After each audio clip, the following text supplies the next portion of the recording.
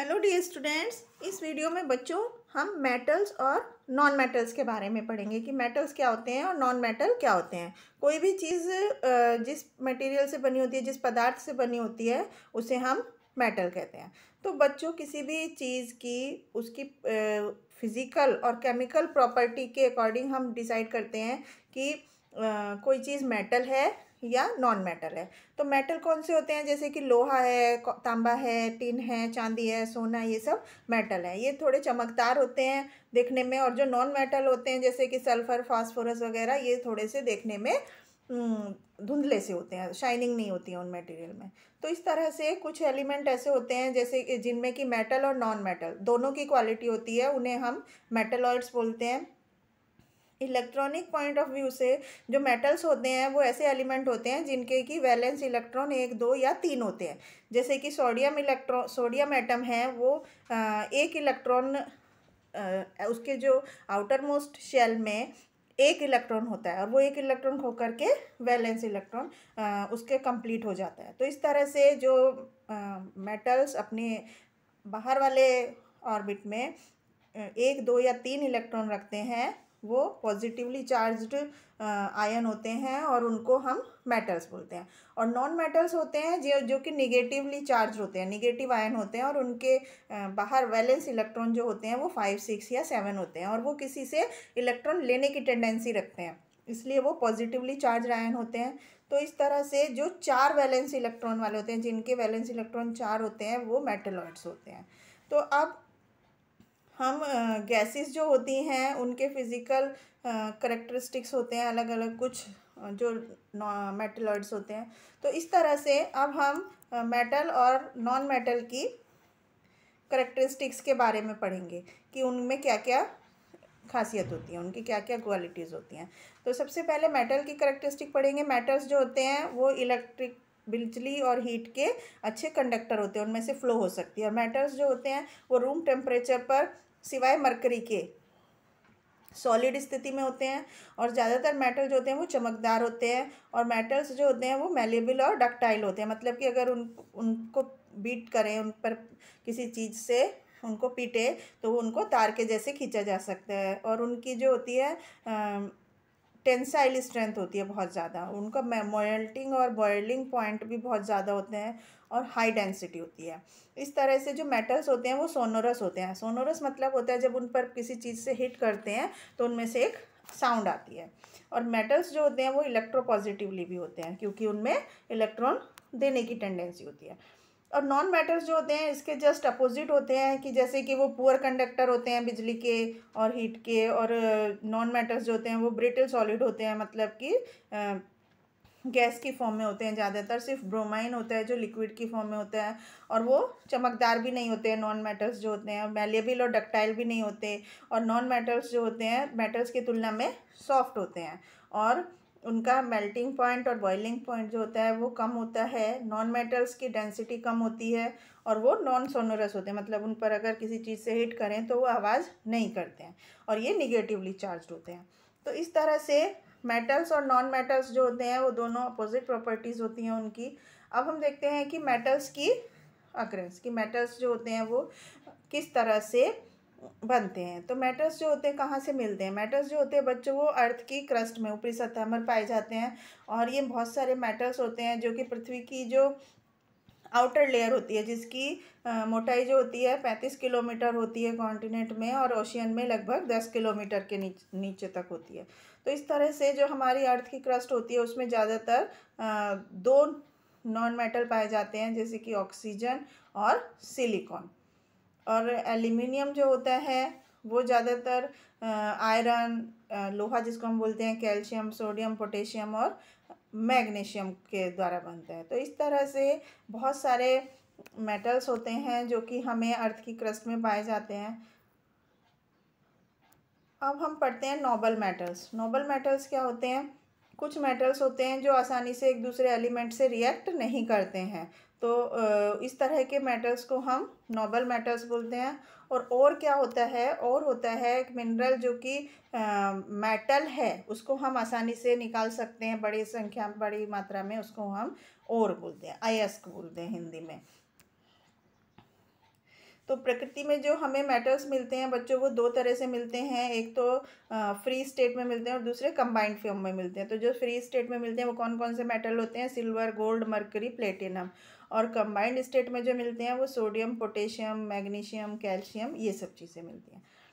अब हम ores of the metal पढ़ते हैं कि मेटल के जो अयस्क होते हैं वो क्या नाम होते हैं। तो इनको ये ऑक्सीजन के साथ ऑक्साइड्स होते हैं इनके, और जिनसे कि मेटल्स को निकाल लिया जाता है विभिन्न प्रोसेस के थ्रू। जैसे कपराइट है तो वो कॉपर उससे मिलता है, हेमराइट सेमेटाइट से आयरन मिलता है, जिंकाइट से जिंक मिलता है, बॉक्साइट से एल्यूमिनियम मिलता है। तो इस तरह से बहुत सारे अयस्क हैं, ओर्स हैं, जिनसे कि हम प्योर मेटल को एक्सट्रैक्ट कर सकते हैं। इसी तरह कार्बोनेट अयस्क होते हैं, जैसे कैल्शियम कार्बोनेट, मैग्नीशियम कार्बोनेट, इनसे हम कैल्शियम और मैग्नीशियम निकाल सकते हैं। सल्फाइड अयस्क होते हैं, जैसे जिंक सल्फाइड से हम जिंक निकाल सकते हैं। और इसी तरह से कुछ हेलाइडोर्स का अयस्क भी होते हैं, जैसे कि कॉमन साल्ट होता है जो हम नमक यूज़ करते हैं NaCl, उससे हम सोडियम निकाल सकते हैं, पोटेशियम क्लोराइड से पोटेशियम, कैल्शियम फ्लोराइड से कैल्शियम। तो इस तरह से जो खदानों से मेटल्स निकलते हैं वो ज़्यादातर ऑक्साइड की फॉर्म में होती है, और उन्हें बहुत सारे प्रोसेस के थ्रू इंडस्ट्रीज़ में उनसे मेटल्स निकाले जाते हैं। अब जो नॉन मेटल्स होते हैं वो ज़्यादातर गैसेस होती हैं, और वो लिक्विड, ब्रोमाइन सिर्फ लिक्विड फॉर्म में होता है, उसके अलावा सब ज़्यादातर कुछ होते हैं जो सॉलिड की फॉर्म में होते हैं, ज़्यादातर गैस होते हैं, जैसे कि हाइड्रोजन, ऑक्सीजन, नाइट्रोजन, क्लोरीन। और इस तरह से जो नॉन मेटल्स होते हैं वो बहुत कम होते हैं, जो कि अर्थ की क्रस्ट में होते हैं। तो इस तरह से नॉन मेटल्स जो होते हैं उनके बारे में यहाँ पर एक चार्ट दिया गया है, जिसके बारे में हम पढ़ते हैं। हाइड्रोजन और ऑक्सीजन जो होते हैं ये हमारे एटमॉस्फेयर में होते हैं, 21% होते हैं। नाइट्रोजन जो होती है 78% होती है हमारे वातावरण में। कार्बन, जैसे डायमंड, ग्रेफाइट, कार्बन उनसे मिलता है। तो इस तरह से जो नॉन मेटल्स होते हैं वो हमें अलग अलग तरीके से मिलते हैं। अब हम मेटल्स और नॉन मेटल्स की फिजिकल प्रॉपर्टी के बारे में पढ़ेंगे कि वो फिजिकल प्रॉपर्टी मतलब जो वो देखने में किस तरह से उनकी क्वालिटी होती है। तो फिजिकल प्रॉपर्टी होती है, फिजिकल स्टेट मतलब वो देखने में किस तरह लगते हैं। वो रूम टेम्परेचर पर जो जनरली मेटल्स होते हैं वो सॉलिड फॉर्म में होते हैं, जैसे कि मरकरी और गैलियम सिर्फ होते हैं जो लिक्विड फॉर्म में होते हैं। इसके अलावा ज़्यादातर सब मेटल सॉलिड फॉर्म में होते हैं, और उनका जो मेल्टिंग और बॉइलिंग टेम्परेचर होता है वो भी बहुत ज़्यादा होता है। इसके अलावा मैलिएबिलिटी मतलब होती है कि अगर हम उनको किसी चीज़ से पीटें तो वो एक पतली शीट के रूप में फैल जाते हैं। उस गुण को, किसी मेटल के उस गुण को हम मैलिएबिलिटी बोलते हैं। इसी तरह से लस्टर मतलब चमकीले होते हैं, जितने भी मेटल्स होते हैं उनमें जो शाइनिंग की प्रॉपर्टी होती है उसे हम लस्टरस बोलते हैं। उसके बाद हार्डनेस, कि किसी भी मेटल, कौन सा मेटल कितना हार्ड है कि उसको हम चाकू से काट सकते हैं। कंडक्टिविटी होती है कि उसमें से हीट और इलेक्ट्रिसिटी फ्लो हो सकती है। जो मेटल्स होते हैं वो सब गुड कंडक्टर्स होते हैं। सिर्फ कुछ कुछ मेटल्स होते हैं, जैसे बिस्मुथ और टंगस्टन होता है, जो कि पुअर कंडक्टर ऑफ हीट है। इसके बाद डेंसिटी होती है कि मेटल्स जो होते हैं उनकी डेंसिटी ज़्यादा होती है। सोनोरसनेस होती है। सोनोरसनेस मतलब जब उन पर किसी चीज़ से मार पीटते हैं, हिट करते हैं, तो उसमें से वाइब्रेटिंग साउंड आती है। इसके अलावा टेंसाइल स्ट्रेंथ होती है, कि जो कि मेटल्स की प्रॉपर्टी होती है कि वो ज़्यादा स्ट्रेन सहन कर सकते हैं बिना अपने आप को तोड़े हुए। तो इस तरह से डक्टिलिटी वो क्वालिटी होती है जिससे कि किसी भी मेटल को पतले लंबे तार के फॉर्म में बनाया जा सकता है।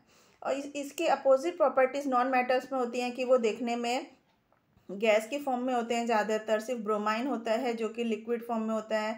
उनकी जो अपीयरेंस होती है, मतलब देखने में वो होते हैं, वो चमकीले नहीं होते हैं, डल फॉर्म में होते हैं। हार्डनेस, वो सॉफ्ट होते हैं नॉन मेटल्स जो होते हैं। मैलेबिलिटी, नॉन मैलेबल होते हैं, मतलब अगर हम उनको पीटे हैमर से, हथौड़े से, तो उनको शीट में नहीं कन्वर्ट किया जा सकता। इसी तरह से वो डक्टिलिटी, नॉन मेटल्स जो होते हैं वो नॉन डक्टाइल होते हैं, उनको तार में नहीं खींचा जा सकता, बिजली उनमें से प्रवाहित नहीं की जा सकती। थर्मल कंडक्टिविटी भी नहीं होती है नॉन मेटल्स में। और उनकी जो टेंसाइल स्ट्रेंथ होती है वो भी बहुत लो होती है, मतलब कि वो इतने कम स्ट्रॉन्गर होते हैं कि वो आसानी से टूट सकते हैं।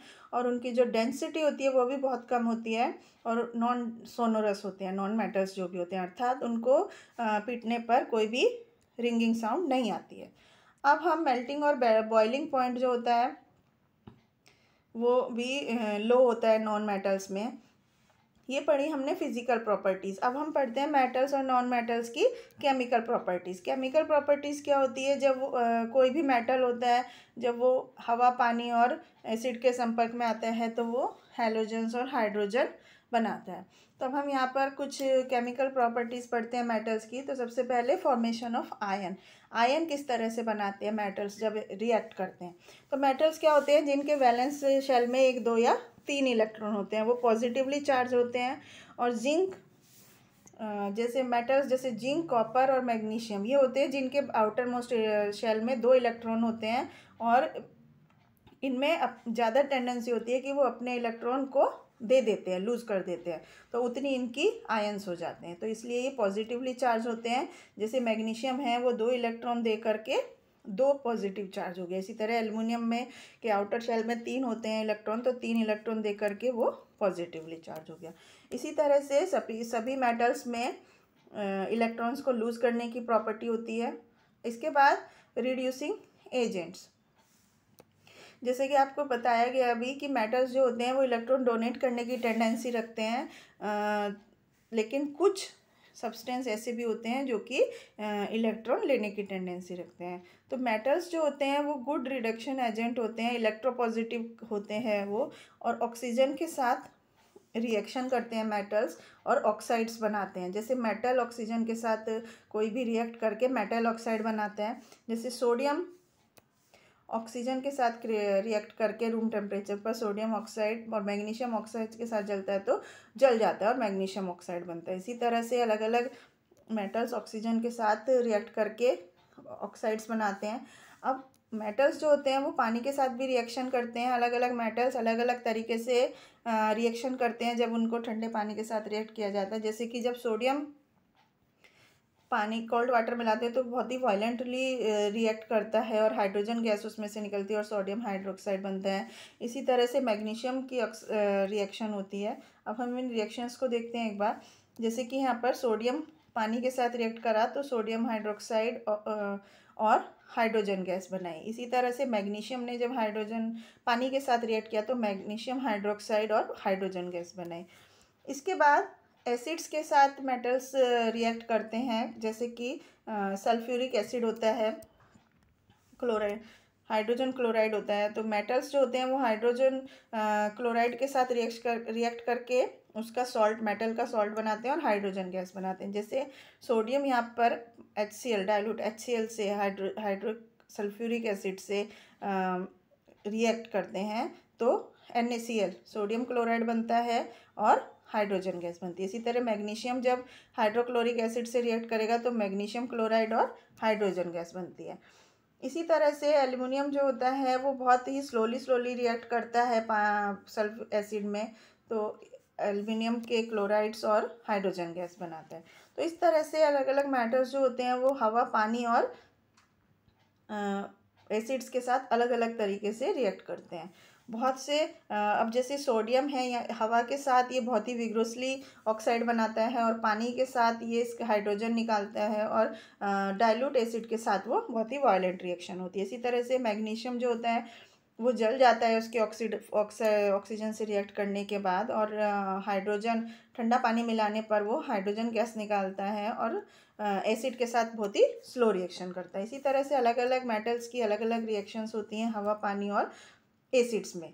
अब हम हाइड्रोजन के साथ रिएक्शन देखते हैं कि कोई भी मेटल को जब उसके क्लोरीन के साथ रिएक्शन देखते हैं। कोई भी मेटल को जब हम क्लोरीन से रिएक्ट करते हैं तो वो मैग्नीशियम क्लोराइड यानी कि उसका क्लोराइड बनाता है, और हाइड्रोजन से रिएक्ट करने पर वो उसका हाइड्रोक्साइड बनाता है। जैसे कि सोडियम हाइड्रोजन से रिएक्ट किया यहाँ पे तो सोडियम हाइड्राइड बन गया। अब हम नॉन मेटल्स की केमिकल प्रॉपर्टी देखते हैं। नॉन मेटल्स जो होते हैं बच्चों वो जैसे कि ऑक्सीजन, नाइट्रोजन, हाइड्रोजन, हैलोजन और एसिड्स, ये अलग अलग कंडीशंस में अलग अलग तरह से रिएक्ट करते हैं। जैसे आयन किस तरह से बनाते हैं, सबसे पहले हम उसके बारे में पढ़ते हैं। तो जो नॉन मेटल्स होते हैं उनके वैलेंस शेल में 4 से 7 तक इलेक्ट्रॉन होते हैं। जैसे कार्बन में 4 होते हैं, नाइट्रोजन और फास्फोरस में 5 होते हैं, ऑक्सीजन और सल्फर में 6 होते हैं। तो वो 1, 2, 3, 4 इलेक्ट्रॉन को ले करके अपना आउटर शेल कंप्लीट करते हैं। इस तरह से उनको हम क्योंकि वो इलेक्ट्रॉन लेने की टेंडेंसी रखते हैं इसलिए वो नेगेटिवली चार्ज होते हैं। अब हम पढ़ते हैं ऑक्सीडाइजिंग एजेंट के बारे में कि किस तरह से जो नॉन मेटल्स होते हैं उनमें इलेक्ट्रॉन गेन करने की टेंडेंसी होती है, इसलिए वो निगेटिवली चार्ज होते हैं। जैसे यहाँ पर क्लोरीन है और उसने एक आयन लिया, एक इलेक्ट्रॉन लिया, तो क्लोराइड बन गया जिसका कि निगेटिवली एक चार्ज है। इसी तरह ऑक्सीजन ने 2 इलेक्ट्रॉन लेकर के ऑक्सीजन 2 ऑक्साइड बन गया जो कि 2 निगेटिवली चार्ज है। इसी तरह नॉन मेटल्स जो होते हैं वो हवा की ऑक्सीजन के साथ रिएक्ट करके ऑक्साइड्स बनाते हैं। जैसे कि सल्फ़र है, सल्फ़र ऑक्सीजन के साथ जल करके सल्फ़र डाइऑक्साइड बनाता है, और सल्फ़र डाइऑक्साइड जो है वो पानी से रिएक्ट करके फिर सल्फ्यूरस एसिड बनाता है। इसी तरह से हाइड्रोजन और ऑक्सीजन जो होते हैं वो मिलकर के पानी बनाते हैं। तो अलग अलग एसिडिक ऑक्साइड बनते हैं नॉन मेटल्स के, जैसे कि कार्बन डाइऑक्साइड, नाइट्रोजन डाइऑक्साइड, और जो कुछ कॉमन नॉन मेटल्स ऑक्साइड होते हैं जैसे कि COH2O। अब हम क्लोरीन के साथ नॉन मेटल की रिएक्शन देखते हैं। जैसे कि नॉन मेटल्स यहाँ पर फास्फोरस है, फास्फोरस जब क्लोरीन के साथ रिएक्ट करता है तो फास्फोरस ट्राइक्लोराइड बनाता है। और इसी तरह से हाइड्रोजन के साथ जब क्लोरीन अलग अलग जो दूसरा नॉन मेटल है वो रिएक्ट करता है तो उसके एसिड्स बनते हैं। जैसे यहाँ पर हाइड्रोजन क्लोराइड बना हाइड्रोजन के साथ क्लोरीन की रिएक्शन होने पर। इसी तरह हाइड्रोजन के साथ नाइट्रोजन की रिएक्शन होने पर अमोनिया NH3 गैस बनी, जिसको कि हम अमोनिया बोलते हैं। अब नॉन मेटल्स जो हैं वो एसिड्स के साथ किस तरह से रिएक्ट करते हैं। Non metals dilute mineral acid के साथ रिएक्ट नहीं करते हैं, वो हाइड्रोजन एसिड में से हाइड्रोजन को रिप्लेस करते हैं। जैसे कि यहाँ पर मैग्नीशियम ने ऑक्सीजन के साथ रिएक्ट करके मैग्नीशियम ऑक्साइड बनाया, और फिर मैग्नीशियम ऑक्साइड को पानी से रिएक्ट करके मैग्नीशियम हाइड्रोक्साइड बनाया जो कि एक बेस है नेचर से। इसी तरह से दूसरा सल्फर मेटल भी रिएक्ट करता है नॉन मेटल जो है। इसके बाद हम कुछ कॉमन मेटल्स के यूज़ देखते हैं कि क्या क्या उनके इस्तेमाल होते हैं। सबसे पहले हम आयरन का इस्तेमाल देखते हैं कि आयरन से बहुत सारे पाइप बनाए जाते हैं, सिंक बनाई जाती हैं, बहुत सारे स्टोर करने के लिए टैंक्स, रेलिंग, सिलेंडर, कीले, चेन, और बहुत सारे बिल्डिंग बनाने के लिए भी मटेरियल्स बनाए जाते हैं, जहाज़ बनाए जाते हैं, रेलवे लाइन बनाई जाती हैं, पुल बनाए जाते हैं। इसके बाद हम कॉपर से देखते हैं, कॉपर से हम क्या क्या चीज़ें बनाते हैं। कॉपर से सबसे ज़्यादा इम्पॉर्टेंट बिजली के तार और केबल बनाए जाते हैं, और वो बहुत ही जो गर्म करने वाले बर्तन होते हैं वो बनाए जाते हैं। और कॉपर जो होता है वो किसी भी मेटल्स के एलॉय बनाने में बहुत यूज़ होता है। इसके बाद हम एल्यूमिनियम के यूजेस देखते हैं। एल्यूमिनियम जो होता है बच्चों वो कॉपर को रिप्लेस कर देता है, इलेक्ट्रिक कंडक्टर के जैसे काम करता है। इसको हम खाना पकाने के बर्तन के लिए बनाने के लिए यूज़ करते हैं, और एल्यूमिनियम फॉयल को हम खाना पैक करने के लिए भी यूज़ करते हैं। इसके अलावा आयरन को रस्टिंग से बचाने के लिए उस पर पेंट करते हैं, और एलॉयज़ एल्यूमिनियम के जो होते हैं वो बहुत ही हल्के और स्ट्रॉन्ग होते हैं। और जिंक को हम ड्राई सेल बनाने के लिए यूज़ करते हैं। आयरन को रस्टिंग से बचाने के लिए, जंग लगने से बचाने के लिए हम आयरन उसको कोटिंग करते हैं, और बहुत सारे एलॉयज़ बनाने के लिए जिंक को काम में लाते हैं। इसके बाद हम दूसरे मेटल्स की इस्तेमाल देखते हैं कि कहाँ कहाँ हम उनको इस्तेमाल करते हैं।